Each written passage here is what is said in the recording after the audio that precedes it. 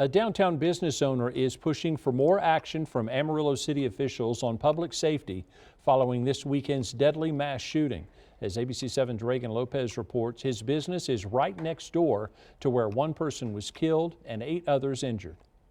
We've had one major incident annually, probably, but coming from the same source. It is time to take a look at why. Keith Grays owns In This Moment Parties and Event Center, where he says people gathered under his awning seeking safety from the mass shooting. 3 people were arrested Sunday after 15 rounds were fired into a crowd outside Chesney's. Grays says there's hundreds of businesses on Polk Street, and now is the time for business owners to rebuild. We have conventions and visitors that book our hotels out here on Polk Street. We have state-of-the-art equipment in restaurants. We have modern day restaurants facilities here. We're just not about a bar where a tragedy took place.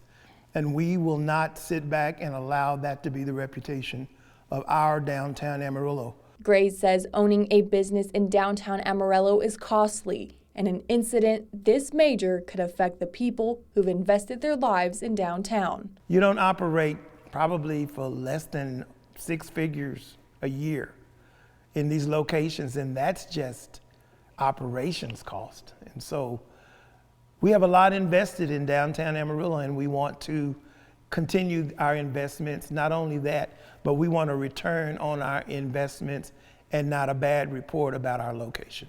Grays calls for more action from city officials, police, and even business owners. We've got to come up with a business plan to train business owners on what to look for and almost be adamant about what security personnel can and cannot operate in these places. To have young men standing around with t-shirts on saying security, that's not security.